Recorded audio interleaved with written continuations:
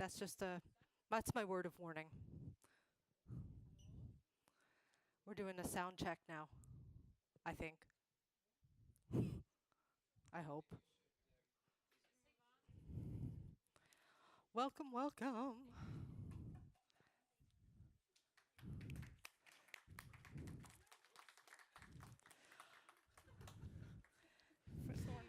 Great, absolut.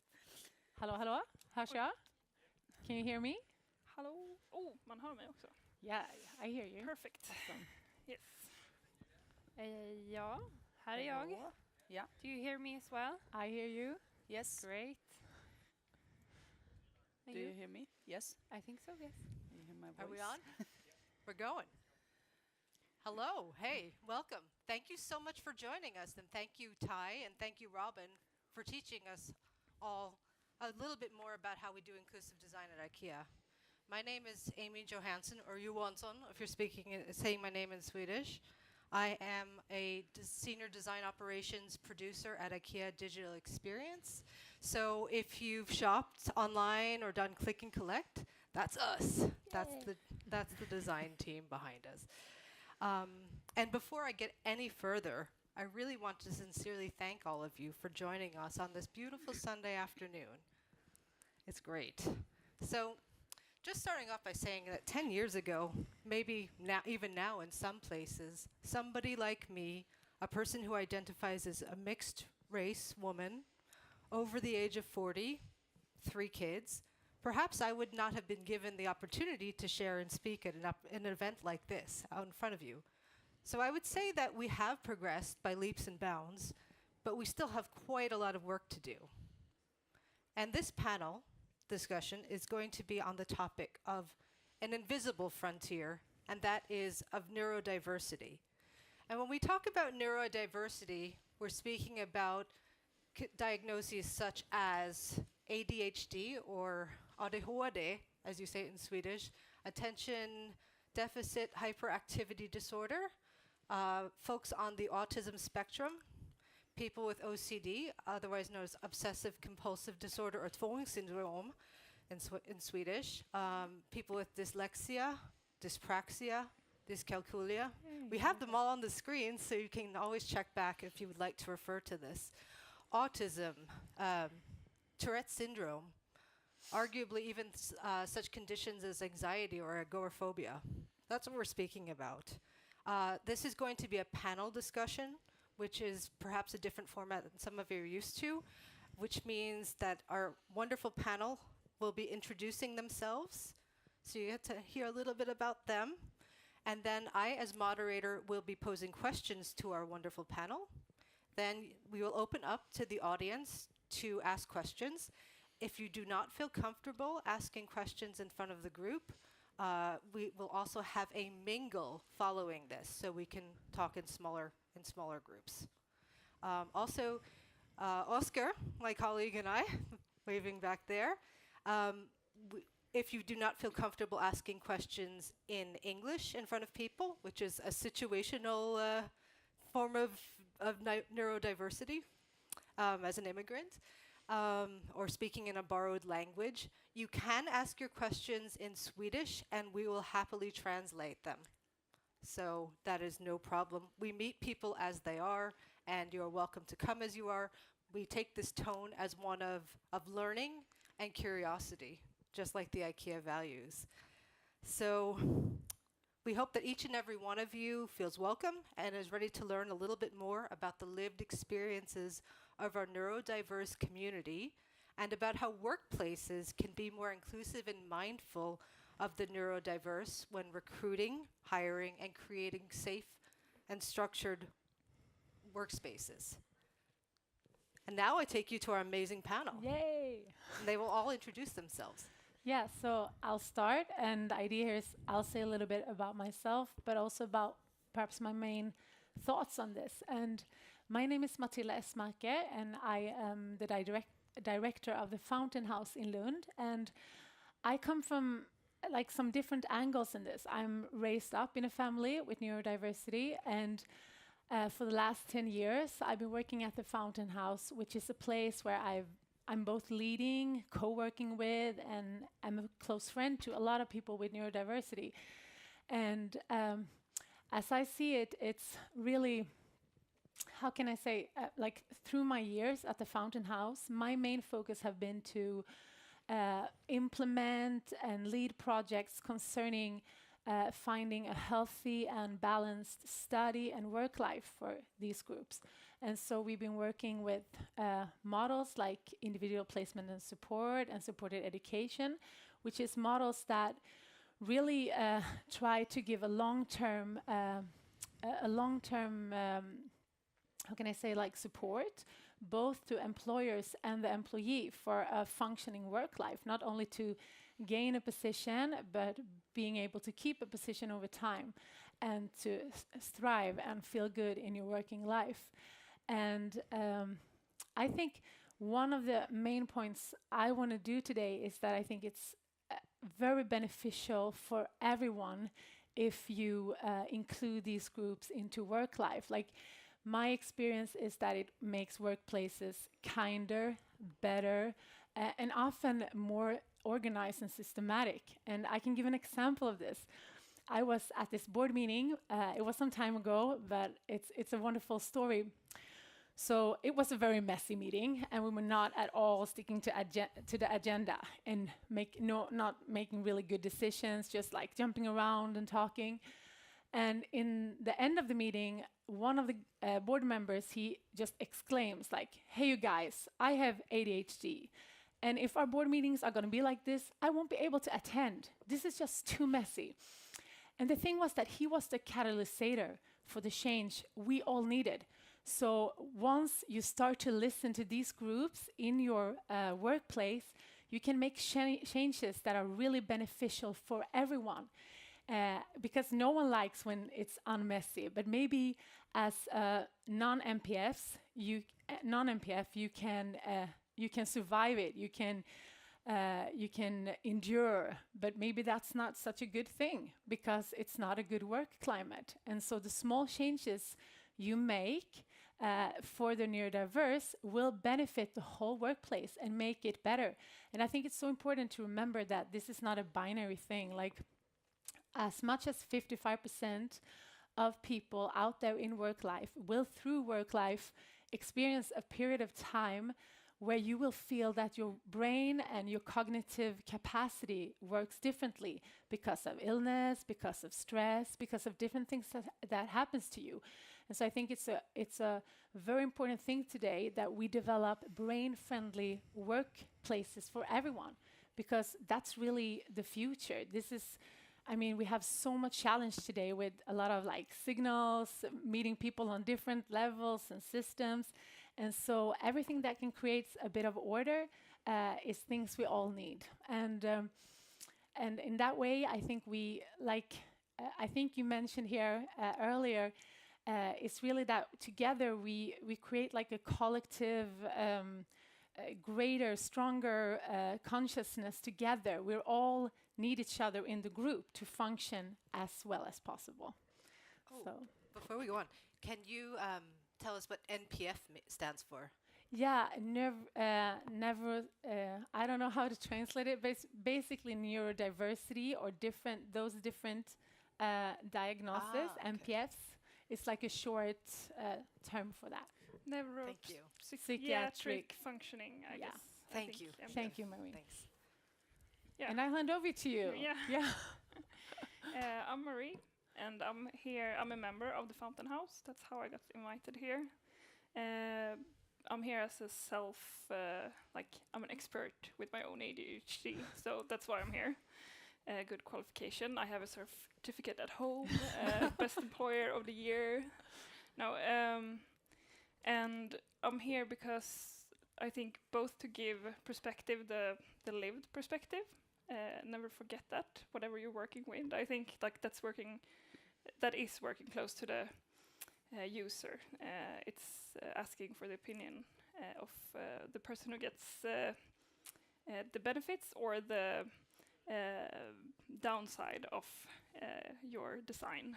So, and I'm here also because I believe in the future, like we need to work towards this. We need to see every person, both on our workplace and also in society or as a customer, as like everyone is important. We can't afford to lose someone. Everyone's a resource, and if we can't see that, it's like we need to change, all of us.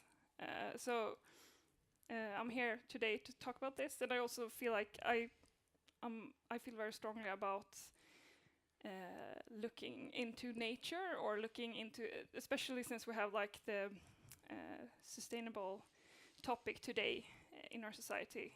Because if we want to live sustainable with our nature, we need to begin with ourselves. Like, if I'm not sustainable, how am I supposed to have a sustainable effect on our nature or my environment?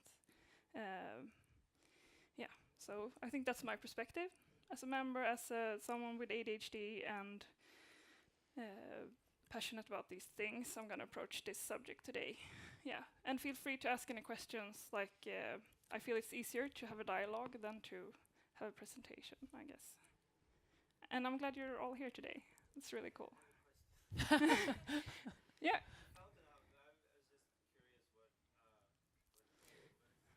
Yeah, the Fontänhus. Yeah.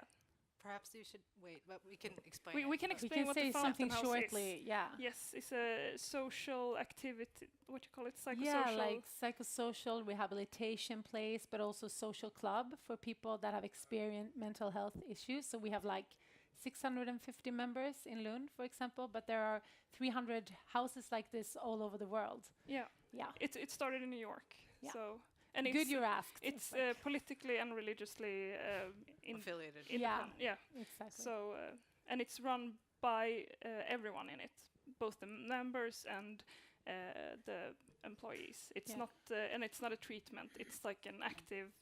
Everyone contributes with what they want to contribute with. yeah, So it's like exactly. Okay. It's me now. Yeah, it's you. Yes. Welcome, Elin. Thank you. My name is Elin Blom, and I work as a consultant manager at Unicus, which is an IT consultant company that exclusively employ consultants that are on the autism spectrum. And so autism is my point over here, but it translates to all of the diagnoses on the neurodiversity spectrum. And within Unicus, we have a range of services within the IT area, system development, data engineering, test and test automation. And our consultants come from, most of them come from unemployment. So my role is both to find new customers and assignments, but also to coach and lead our consultants in their daily work. And I'm also part of the recruitment process where we find and recruit and educate new consultants. And my background is within behavioral science, where I've been interested in minorities and how they take place in society, and how societal structures affect minorities and their abilities in society. And personally, I'm also grown up in a neurodiverse family, so I've lived very close to the challenges that can arise from the diagnosis of autism, and how they arise in relation to societal activities like school and work and applying for a job, or getting help from society, or filling forms, or whatever you're expected to do to be a part of society. So I'm really passionate about these questions, and I, both in my private and working life, I really hope to be a part of the process where the entire both society and working life can be more adapted to people that are on the spectrum, because I've seen how small changes can be like the difference between functioning and not functioning. And sometimes it's so easy to just make certain adaptations to include more people. So I hope to inspire more companies and more organizations to be open and curious on these adaptations, and be of support on that journey, because it's a race with only winners. As many of us have said today, there are no losers in this No zero sum. No, No. there are only winners. Individuals, companies, families, society. Everyone wins. Yeah. Thank you. Julia. Yes, welcome also from my side. So my name is Julia Schnittger. I'm not Swedish. I think I'm the only one here between us, next to Amy. And yeah, I'm coming from Germany, living in Sweden since 3 years now, and I'm working at IKEA in Malmö as a recruiter. So I'm actually recruiting for our group communication and also our area of strategy development and innovation. That's the responsibilities I have today. Yeah, I'm working at IKEA since almost 2 years now, and yeah, as I said, or as Ty and also my other colleagues said before, this is a big topic in our organization today, and I'm really happy to be here and speak about this. I have to say, from my personal experience, I never dealt with this topic before. And there you can see that it's really, really important that we actually talk about it. And when I met all of you for the first time, I remember this, I had to Google what is neurodiversity, because when you never experience this or when you do not have like personal contact, then of course it's something unknown for you. And we speak a lot about diversity when we speak about gender diversity, sex, when we speak about age, where we're coming from. These are topics, they are more natural, but a topic like neurodiversity is not that well known from my experience. And I think it's really, really important that we talk about this topic also in our recruitment teams, because as Ty and said before, it's really, really important that we create a workplace where neurodiversity is in a kind of a natural situation. And I'm pretty sure I hired candidates, they have diagnosis without telling me, which is totally fine. But this makes it even more interesting, I have to say, because I'm really sure that we have a lot of colleagues. And yeah, I think it's important to raise this topic, talk about it in a more transparent way. And yeah, I'm happy to be here today. And I'm passionate about this topic now as well. So, and I have never been in touch before. So I think that's super good. Back to you, Amy. Thank you. Now you've met our amazing panel.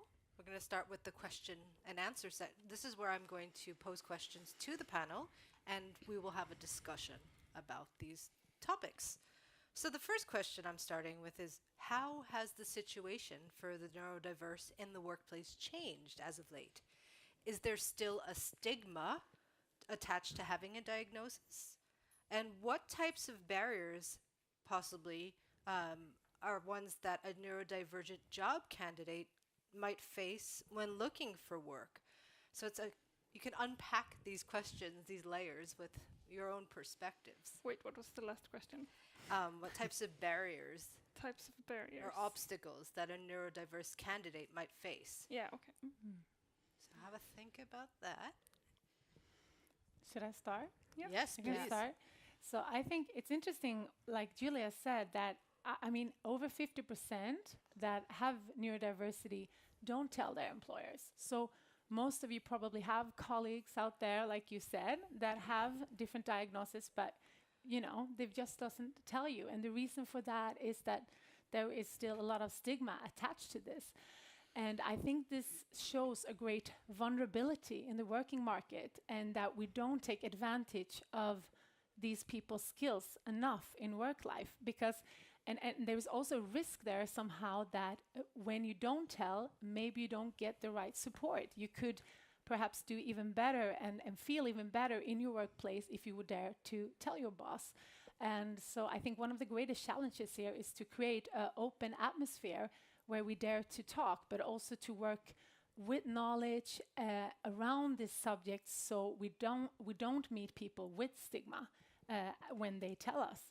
And I think one of the most important things here is to emphasize the upsides of neurodiversity. I think many times we talk about maybe perhaps the little extra effort you need to put in, or you know, to make it a little better.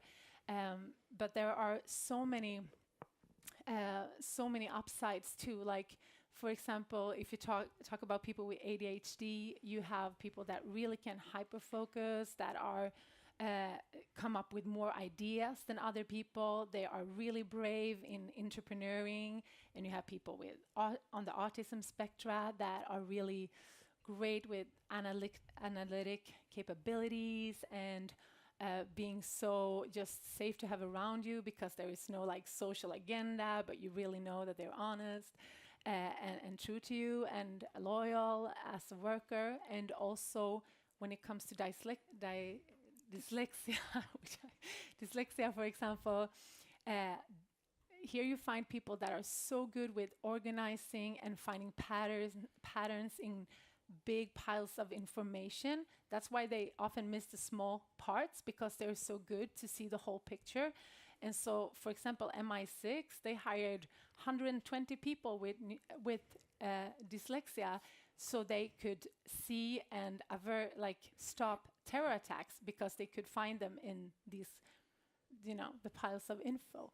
And so I think, not to like glorify anything, this is people that have things they need help and support with too, of course, but to not forget that if you find a good match with something that people really fit into, and a workplace where you can really make a difference, that's so awesome. And then maybe a little extra support, but exactly, so much upside. Yeah. So thank you. Yes, Marie. Yeah, I think also if we look on the broad picture, I have a friend that told me that when she was working in school with from game school, I went to game school making games, and when she was in school, she had trouble sometimes focusing on playing the game, and she felt so bad about it because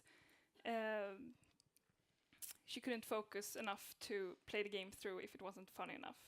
And when she was open about this, her group became super supportive and was like, but this is awesome. Now we have a person who loses focus if our game is too boring.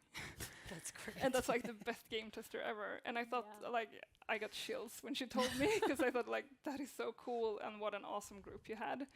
And I think what we can learn from people who functions differently, which is all of us, what we can learn from our differences is basically to dare to be vulnerable and to create spaces where we dare to be upfront about what we're good at and what we need support in. Because frankly, how can we expect to solve any problem if we never look at the problem as it is? And the problem is never the person. It's always the whole. Something doesn't match together. And if we can't be open, okay, I'm really good at this, but here I feel totally lost. And then, if I dare to be open about that, pretty sure if it's a good context, someone else is going to be like, hey, shit, I too feel very insecure about this, but I know I'm good with order, so I can weigh up for where you feel this is hard for you and this is easy for me. And I think isn't that how humans have evolved through thousands of years? So why should we look why shouldn't we see and work on the thing that makes us the most strong? It's our collaboration, it's our way of filling in each other's abilities, and it's our way of supporting each other when we are exposed or not exposed, when we are vulnerable. I would like to direct the audience to this amazing illustration that Marie has done for us, which really, I think, captures a lot of what we're talking about. It's really, if you have, I don't wish to divert your attention from what the panel is saying, but maybe just give it a few minutes just to look at it, keep it in the back of your mind. I try to illustrate how it is sometimes, every day, all the time, in my mind when I try to focus on things. And I mean, I guess if we look at a design for example, if you are in the first room and then you see a blinking red light, that's going to be quite annoying, but you can maybe ignore it. But if you are in the second room and you have another blinking light, it's just gonna add to the general stress so much. The noise, right? Yeah. Yeah. And I think they have these tiny lights next to Läkerol bottles, and it annoys the shit out of me. I get so angry. I get like, I'm gonna never buy this just because of this blinking light. Something to keep in mind for the brand, right? Yeah. I see that you had your hand raised, Elin. Yeah, I was thinking about Thank you, Marie. like the question regarding the stigma and the working situation. When we meet people that come to us, a lot of them have a trouble, maybe not getting an interview, but getting the next one. And the interview situation for people with autism is oftentimes very stressful.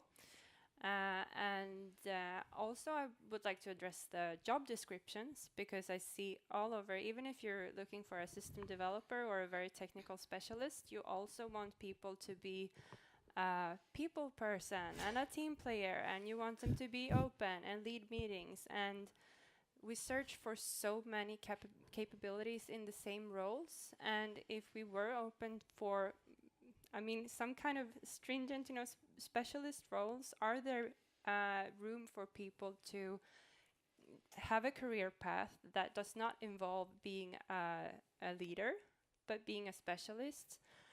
Do you have a career path in your company that makes someone, go really, really deep into something and do that for years and years and years? You would have a really powerful asset.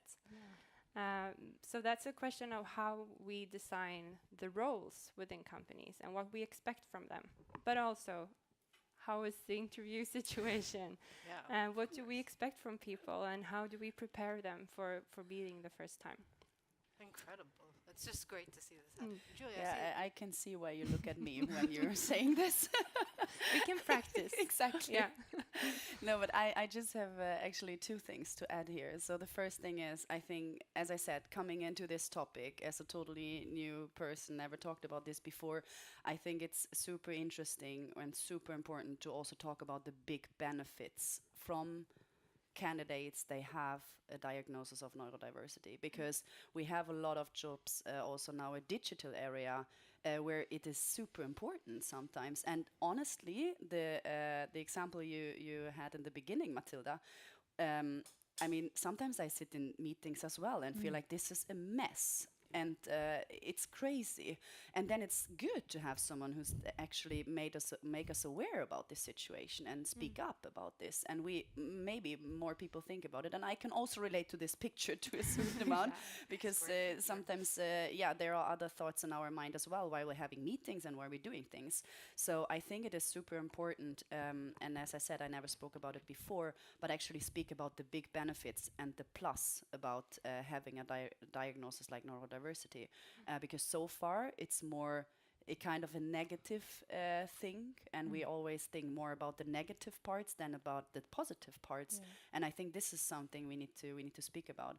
And actually, when you mentioned these super nice job descriptions we are having out there, where we look for the star from all the people they are applying, and this is actually something I will take with me and also to our teams, is that we need to work on make also job descriptions more interesting for people they have, for example, neurodiversity, but also for other groups. Not only speaking about this group, but just make sure that we are more specific about what we really need and not what we wish additionally.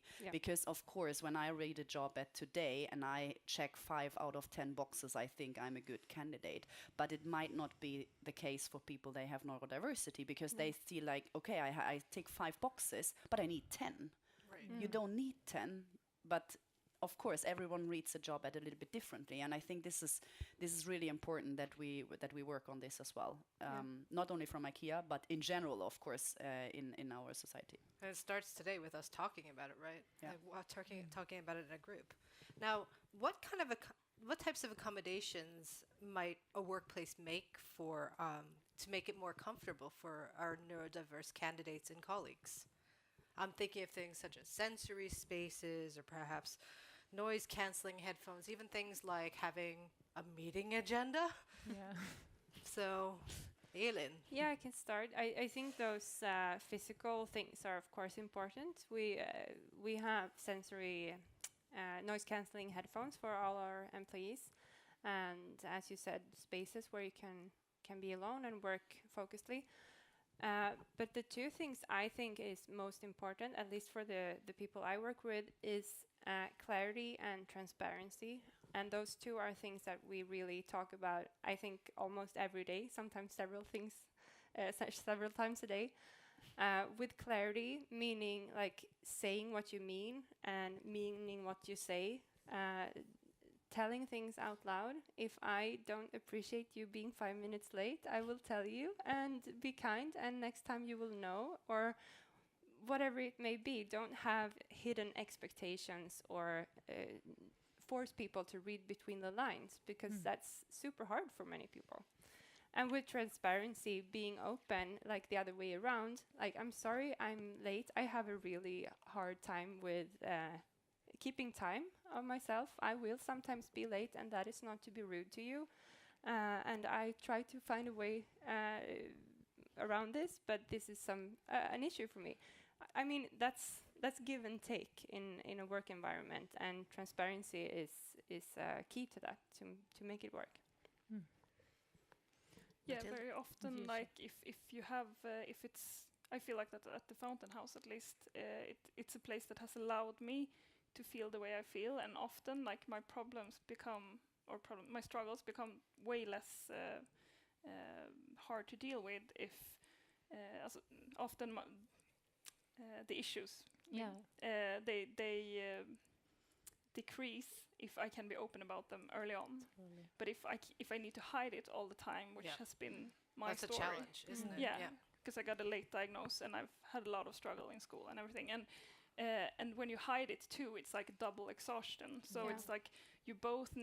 It's like if someone was in a wheelchair and they had to pretend all the time that they're walking around. I mean, It's hard. it sounds that's how it is with ADHD, and I think it's for many people with autism or other neuro diagnosis. So the openness solves a lot of issues very easily. I think that is so true, like the openness.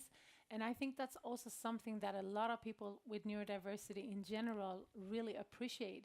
If you can have an open discussion climate with your boss or your colleagues, and it's an atmosphere where you can ask questions and things like that, is often really, really cherished.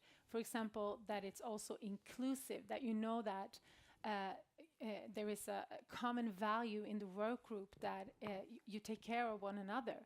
That is really, really important. And I think many people with neurodiversity also appreciate, for example, to have a mentor and a little bit more of regular feedback from their boss, for example, or from a mentor in the work group.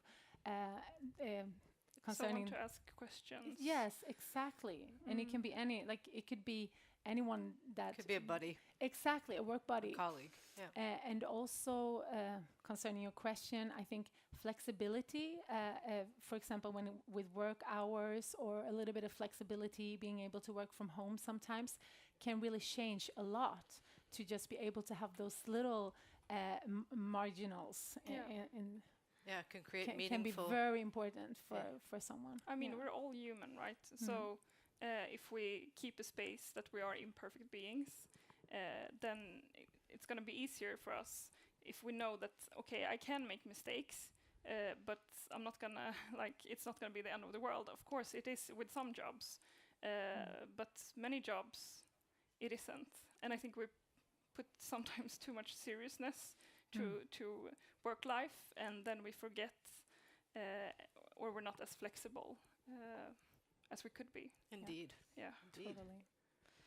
Now, my last question for you, before we open up for questions from the audience, would be and this is more to the recruiters, but please chime in if you have opinions, because I'm really curious about how would a workplace signal that they're open to recruiting from the neurodivergent community? And as a recruiter, at what point would you find that it would be appropriate for a candidate to disclose their neurodiverse status, to ask for possibly accommodations for the interviewing process? Should I go first? Or? Yeah, you can go first. So coming to your first question, Amy, I think actually we can do a lot to make it more open to apply for jobs in general. And I mean, we speak a lot at IKEA about this, and you can find a lot on our website about diversity and how great IKEA is as a diverse company. Togetherness is the best example, exactly. But when it especially comes to our job ads, and there I'm coming back to what I said before, I think we need to make sure that we, in the job ads, also welcome all people to apply. And I think this is something we can work on from my perspective, because not everyone is looking at our website every weekend just checking what kind of news we have, of course. But this is something we need to work on. And coming to the second question, when is it appropriate to actually speak about this? I have to say I really admire transparency, but what you talked about before, but I also have to say that I can understand if people are not feel comfortable to share this in a cover letter or in the first job interview, and this is totally right to say. And I think it's important to say this because the most important part is that you feel comfortable actually to speak about it and say it, because it should not be a pressure situation where you feel like you're put into a corner and you have to say it now. This is not the case. And as I said in the beginning, I think I recruited a lot of people with a diagnosis, if it's ADHD or autism or anything like that, without knowing. And that's totally fine, but I think it's important that you feel comfortable to speak about it. I think there is no right timing, so to speak. I have a question actually that comes off of this. Is at what point do you discuss it with the hiring? Is it perhaps a conversation you have with the hiring manager in the beginning about, are you open to? Yeah, and this is actually something we need to speak about in our recruitment teams and also at IKEA, then to bring this more up in our first conversations as well. Because as I said, I never talked about this before, to be very transparent. And we are working with this or on this. I know this also from our retail organization. So we are on the way. We're still developing also within IKEA, even though we are quite good in diversity in general. But there are still topics we need to talk about even more openly. Yeah. And from our side, I mean, at Unicus, we do things a bit differently since we have a very certain target group. Yeah. We have the baseline for applying for us is having a diagnosis on the autism spectrum and no programming. So that's pretty much it. And our recruitment process is adapted to be inclusive for people on the autism spectrum, since that's who we're targeting. And we do it like a questionnaire. Many questions are, do you have this? Yes. Do you know this? Yes or no? What of these topics do you have skills within? What kind of programming languages do you know? And we really only get the results or the responses that we want and that we need.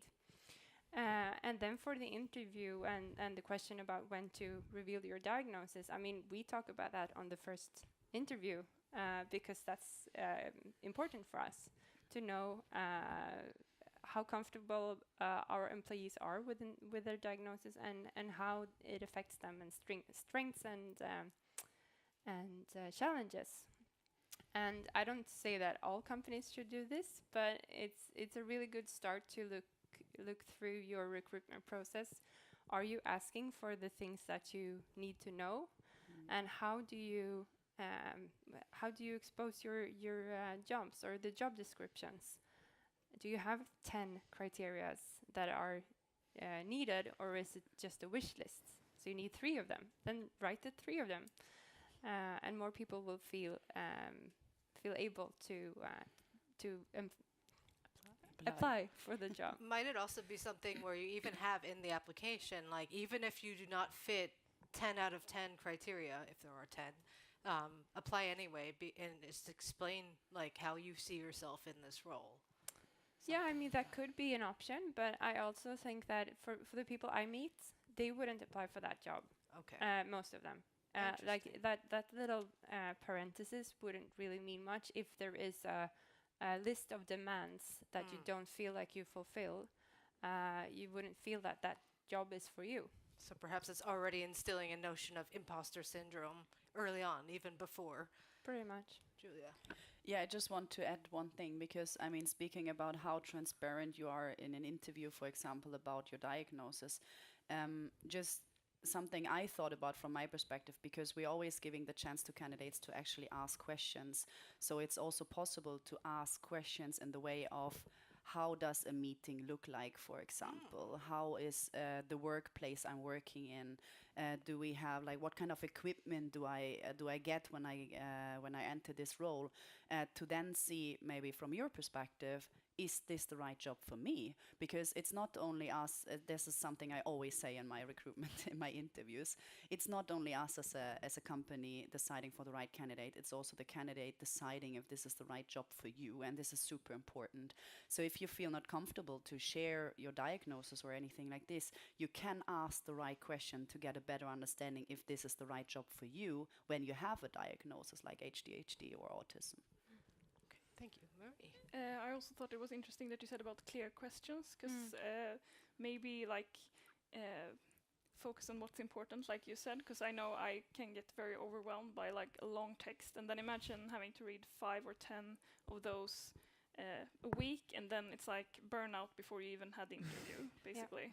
And then you have like, I mean, it doesn't only go for ADHD or autism, it also goes for dyslexia, and like what if you can't hear, or if you're deaf, or if you are blind, for example. How are you supposed to apply for some jobs? Of course, some jobs are not suitable for that, but for those who are, like, how are they supposed to? Is everyone supposed to be good at writing an essay about themselves, or am I supposed to be good at my job? Like, what do you prefer? Because I think sometimes we look at also how people ask or answer the questions, but also like, but how are we making them ask the question or answer the questions? Because I mean, some people feel more comfortable live. Some people feel more comfortable talking. Some people feel more comfortable doing. Like, I way easier hang out and meet people through walking my dogs or doing an activity than I am sitting in front of them at a dinner. And I mean, I don't have an autism diagnose, but I think, yes, that's on a spectrum for all of us, on how, like, where am I at my best, and when do I show it, in what session or situation do I show it, if it's related to the job I'm applying for.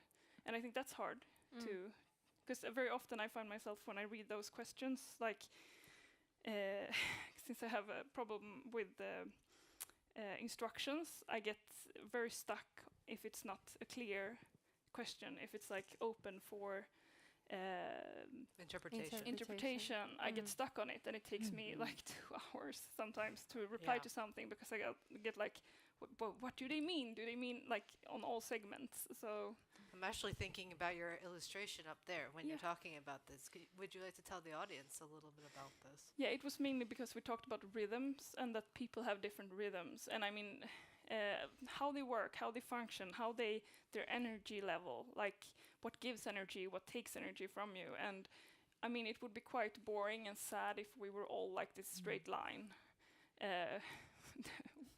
We wouldn't have a heartbeat. Like all these like different ways of functioning. Like with some people, I function the same, like with Matilda, and that is super nice, because then we're like even, but then we realize it becomes too much of the good stuff.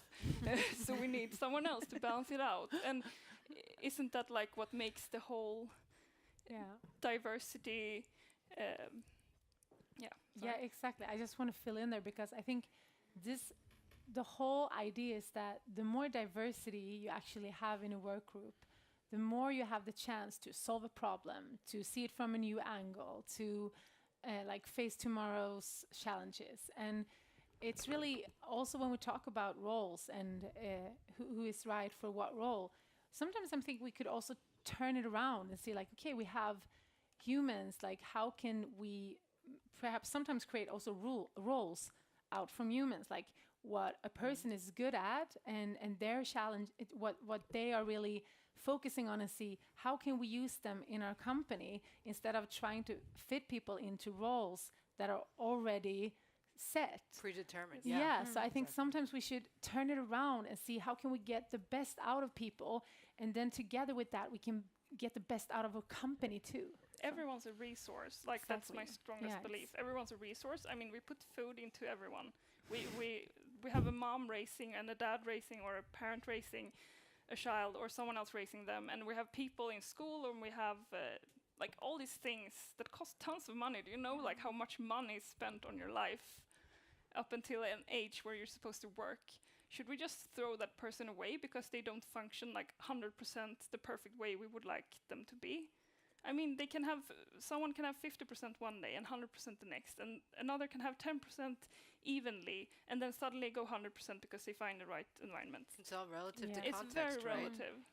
And I really want to say that, I mean, some of the best, I know I said this before, I still want to say it again. I think many of the best ideas I meet in my work life, I meet from people that are different, from people that really have another perspective, and just like, wow, I never thought of that. That's such an awesome idea. Those wavelengths again. So, yeah. Thank you. I think we're going to open up to questions now. Oscar, will you do the honors, please?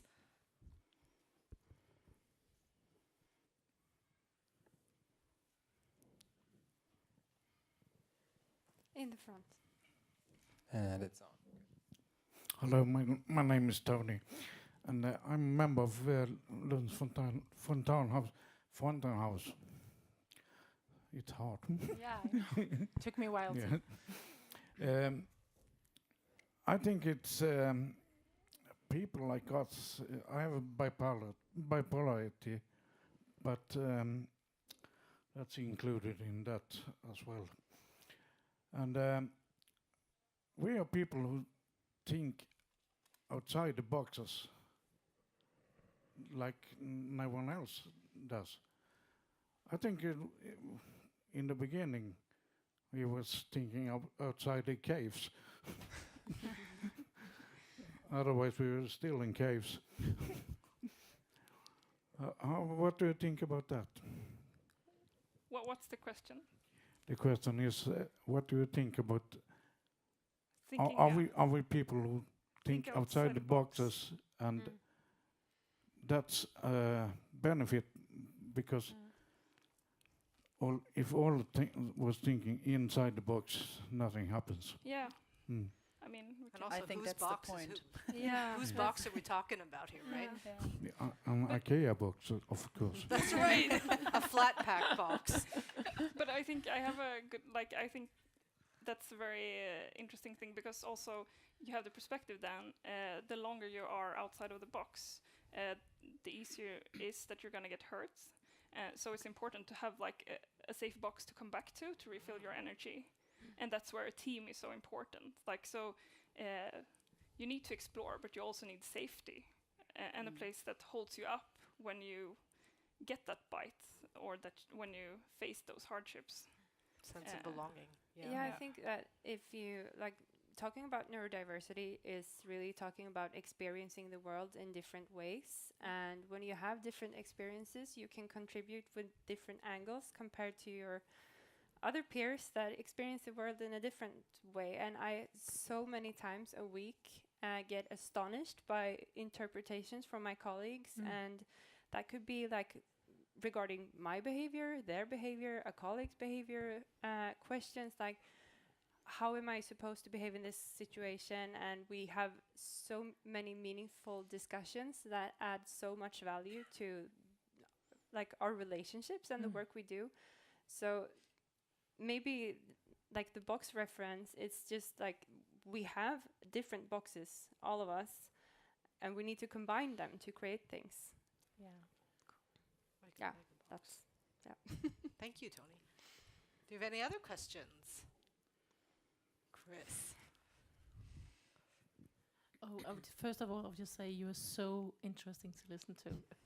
I really enjoyed it. No, I'm thinking, how can I become a better ally for a colleague who has or is on the spectrum? I don't really like to talk about diagnosis, but just being on the spectrum, how do you open the conversation and show that you care, but also that it becomes natural? It's a great question. Good question. Really yeah. good Especially question. thinking about our work in design operations. This is one of my colleagues from design Can I ops. say Yeah. start with a little thing? I think one of the first things is to remember that you never know who that is, and which means that we should all have towards one another a really open mind when it comes to when we have colleagues perhaps that work a little bit differently than we do, and we see they have really strong sides, but also perhaps things where they are failing in certain areas or might need some extra support, to not judge them, because sometimes that might be that person. Instead, see like, how can I be open to questions? Can I support you somehow? You know, to show that you're open for giving support and love and kindness. I think that's one of the most important things, really. Yeah, to not like assume that you know that this person is doing this because they're mean or want to hurt you or doesn't care or whatever you think. Like, be curious, and I mean, and of course, be aware of how you feel, because like we can be curious, but you can also be super tired and just like, I can't take this. Then be aware that you feel that way and don't project like your feelings onto that person is this and that. So like, okay, I feel this way right now. I can't take this person, but I will talk to them tomorrow, or when I'm in a better state to be curious about what's going on. And So perhaps even being aware of your own boundaries. definitely, I think Super this is about important. having healthy relationships in Yeah. general. Can I add something? Please do. Yeah, I mean, for all the relationships in working life, there are a certain, adaptation we need to, adjust to each other. I have an example where I don't know if you have these situations where you work, but sometimes you tend to send people emails and they don't respond, or you send people information which they don't read and they ask about the information that you sent them. And when that happens repeatedly, I think it creates irritation and it creates like dysfunction within teams. And if you look at it from a different angle, that's really helpful, not only for your peers, but also for yourself. Like, maybe this person has a hard time reading instructions by email. Maybe I should go over to them and ask if they have seen the information, or tell it to them in person. So that doesn't need to be like diagnosed or whatever. It's just how people function, or Their if you have a bad day, preferences. their preferences and strengths and weaknesses. So it's a way of seeing each other that I think is helpful in all relationships, as you were talking about. Like, it helps you. It helps yourself with collaboration as well. I think we had one more question, and then we will go back to the panel. Yeah, I have an example that you shouldn't do to people. I worked as a service technician and I have a hyper period in 5 years, and I work more and more and more. And of course, I crashed. And then when I was on the way back, I was ready for work, and I feel really pushed about it. And the first thing they say to me, should you really work as a service technician? You have this problem. And it was open shell around me, and I was down again in that moment. And the little things you say can make a lot of difference. So that's really hard when you change all the perspective. For me, I was ready for work. Yeah. Thank you. Can I? Julia. Yeah. I think it's really thanks for sharing this, first of all, and then I think it's really it's a bit connected to what I said in the beginning. I think it's really important that we actually talk about these topics, because if you never dealt with neurodiversity and then you maybe speak about it and you don't mean it that way, but not having in mind that a person might have like a diagnosis, or there might be a reason for this, and also a reason why this person then reacts in this way and is super down, without, for example, the other person then not meaning it that in a bad way. But that's the reason why I said in the beginning, I think it's super important that we actually talk about this topic and make ourselves more aware about this. And I think that's a little bit connected to what you said now, because that can bring us into a situation where we actually think first before saying something that can actually hurt someone. And I think that's the worst situation that can happen.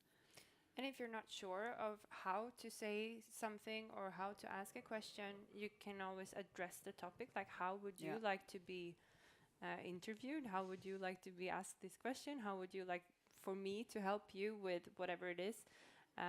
Because we can't demand from people all over like the labor market to be aware of our own needs, but we can demand to be treated with respect and curiosity.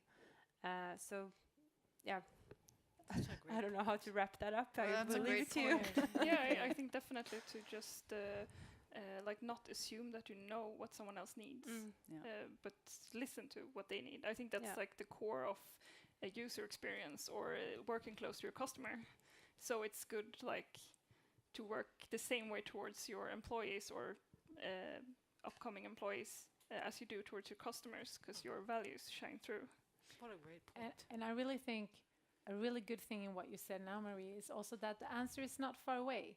Like if you work with someone that have neurodiversity, can always ask them, ask them about what they need to be able to perform at their best, what support they need, because often they know exactly what they need. Yeah, and they're experts. So they're experts. So Everyone's you don't an have expert to on like themselves, call some expert here and there. You can just talk about it. It's very simple, and you can find a great solution together.